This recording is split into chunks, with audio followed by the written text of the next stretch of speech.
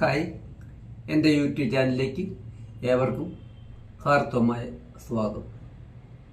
കഴിഞ്ഞ ലെസണിൽ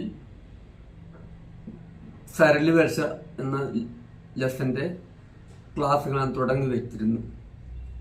അതിൻ്റെ ബാക്കി ഭാഗമാണ് ഇന്ന് നിങ്ങൾക്ക് വീഡിയോ ആയിട്ട് തരുന്നത്. കഴിഞ്ഞ ക്ലാസ്സിൽ പഠിപ്പിച്ച നോട്ടുകളൊക്കെ നിങ്ങളെ പഠിച്ചു കാണുമെന്ന് വിശ്വസിക്കുന്നു. ഇന്ന് 5ാമത്തെ നോട്ട് മുതലുള്ള സിലബസാണ് തരുന്നത്. അത് ഞാൻ ഒന്ന് പറഞ്ഞതിന് ശേഷം വായിച്ച് കേൾപ്പിക്കാം. സരി ഗ മ പദ സരി സരി ഗ മ പദ നി സ സ നി ദ പ മ ഗ സ നി ദ പ മ ഗ രേ സ. അതൊന്ന് വായിച്ച് കേൾപ്പിക്കാം.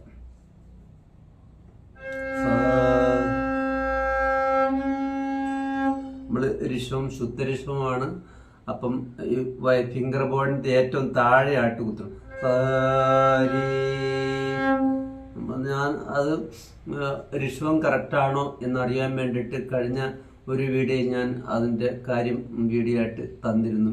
നമ്മൾ തേർഡ് സ്ട്രിങ്ങിൽ നമ്മൾ വിരൽ കുത്തിയിട്ട് അതോട് ചേർത്ത് അടുത്ത വിരൽ കുത്തണം. അത് വായിച്ചതിന് ശേഷം ഇവിടെ ഋഷവും വായിച്ചതിന് ശേഷം ഇവിടെ വായിച്ചു നോക്കണം. അപ്പം നമുക്കത് കറക്റ്റാണോ എന്ന് കൃത്യമായിട്ട് അറിയാൻ പറ്റും. അതിനുവേണ്ടിയാണ് അങ്ങനെ ഒരു സിലബസ് ഞാൻ ക്ലാസ് എടുത്ത് തന്നത്. ഇനി ഒന്ന് വായിച്ച് കേൾപ്പിക്കാം. സ രി ഗ മ പ ദ സ രി ഗ മ പ ദ നി സ സ നി ദ പ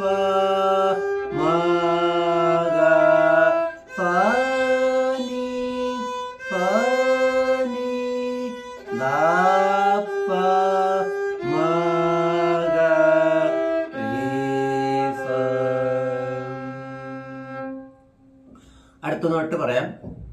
സരിഗമ പദനി സരിഗമ പദനിസ സനി ദപ മകരി സനി ദപ മകരിസ.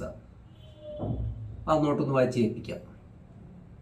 നോട്ട് വായിക്കുന്ന സമയത്ത് നമ്മൾ നോക്കി കൃത്യമായിട്ട് മനസ്സിലാക്കിയിട്ട് അതുപോലെ നിങ്ങൾ വായിച്ച് പ്രാക്ടീസ് ചെയ്യണം.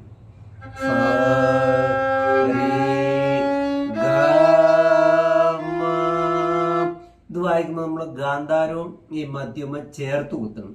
സ്ട്രിങ്ങിൽ നമ്മൾ ഫിംഗറും കുത്തുമ്പോൾ ഗാന്ധാരം കുത്തിക്കഴിഞ്ഞാൽ ഗാന്ധാരത്തോട് ചേർത്ത് മധ്യമം കുത്തണം. അല്ലെങ്കിൽ ആ സ്വരസ്ഥാനം മാറിപ്പോകും. ഗാന്ധാരവും മധ്യമം ചേർന്ന് വരുന്ന 2 സ്വരങ്ങളാണ്. അതുപോലെ തന്നെ നമ്മൾ ഫസ്റ്റ് കമ്പിൽ പദനിസ വായിക്കാൻ നേരത്ത് ഇവിടെ നിഷാദും ഷഡ്ജും ആ 2 സ്വരങ്ങൾ ചേർന്നിരിക്കണം.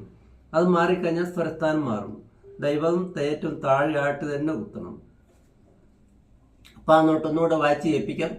സ രി ഗ മ പ ദ നി സ രി ഗ മ പ ദ നി സ സ നി ദ പ മ ഗ രേ സ നി ദ പ മ ഗ രേ സ. അടുത്ത നോട്ട് സരിഗമ പമഗരി സരിഗമ പദനിസ സനിദാപ മപദനി സനിദാപ മകരിസ. പിന്നെ നിങ്ങൾ വായിക്കുന്നതിന് മുമ്പ് ഈ സ്വരങ്ങളെല്ലാം പാടി താളത്തിൽ പ്രാക്ടീസ് ആക്കിയതിന് ശേഷം വേണം പാടി വായിച്ചു നോക്കാൻ. നമ്മൾ പാടി പ്രാക്ടീസ് ചെയ്തെങ്കിൽ നമുക്ക് ആ താളത്തിൽ വയലിൻ എന്ന ഉപകരണത്തിൽ നമുക്ക് വായിക്കാൻ സാധിക്കത്തുള്ളൂ. അപ്പോൾ പാടാൻ നേരത്ത് സ രി ഗ മ പ ദ നീ സ. ഇങ്ങനെ താളം പിടിച്ച് ഒന്നാം കാലം, രണ്ടാം കാലം, മൂന്നാം കാലം, നാലാം കാലം വരെ നിങ്ങൾ പ്രാക്ടീസ് ചെയ്യണം. പാടി പ്രാക്ടീസ് ചെയ്ത് പഠിച്ചതിന് ശേഷം വയലിനെ വായിക്കാവൂ. അല്ലെങ്കിൽ വയലിൻ നമുക്ക് താളത്തിൽ വായിക്കാൻ പറ്റാവും. ഇനി അടുത്ത നോട്ടൊന്ന് പറയാം.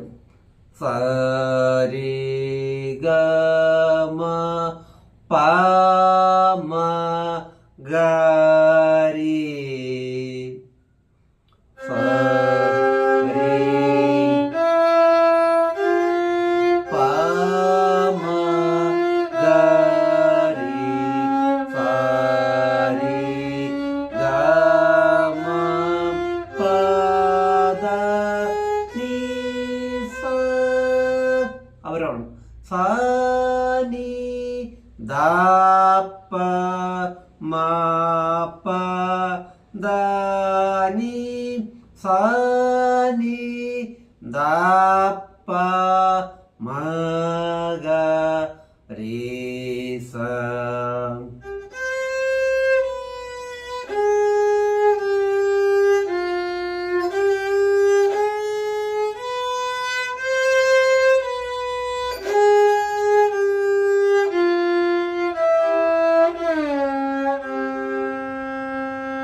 അടുത്ത നോട്ട് സരിഗമ പമ ദപ സരിഗമ പദനിസ സനി ദപ മപ ഗമ സനി ദപ മകരിസ.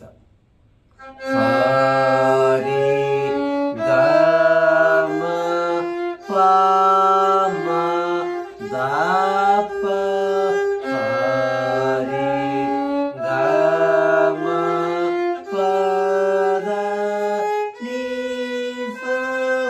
സനി ദ പ മ പ ഗ മ സനി ദ പ മ ഗ രി സ. അപ്പൊ ഇത്രയും സ്വരങ്ങൾ നിങ്ങൾ താളത്തിൽ പാടി പ്രാക്ടീസ് ചെയ്ത് നല്ലപോലെ പ്രാക്ടീസ് ചെയ്യണം. ഒരു ദിവസം അരമണിക്കൂറെങ്കിൽ ഏറ്റവും കുറഞ്ഞ് നിങ്ങൾ വയലിനെടുത്ത് സാധകം ചെയ്യണം. എങ്കിൽ മാത്രമേ നമുക്ക് പഠിച്ചെടുക്കാൻ സാധിക്കത്തുള്ളൂ. വയലിൻ ഉപകരണം പഠിച്ചെടുക്കാൻ ഇച്ചിരി ബുദ്ധിമുട്ടുള്ള ഉപകരണമാണ്. അതുകൊണ്ട് നിങ്ങൾ അതനുസരിച്ച് പ്രാക്ടീസ് ചെയ്തെങ്കിലേ ഇത് പഠിച്ചെടുക്കാൻ സാധിക്കത്തുള്ളൂ. അത് മനസ്സിൽ വെച്ചുകൊണ്ട് തന്നെ പ്രാക്ടീസ് ചെയ്യുക. അപ്പോൾ ഇന്നത്തെ വീഡിയോ ഇവിടെ പൂർണ്ണമായാണ്. ഇഷ്ടപ്പെട്ടെങ്കിൽ ലൈക്ക് ചെയ്യുക.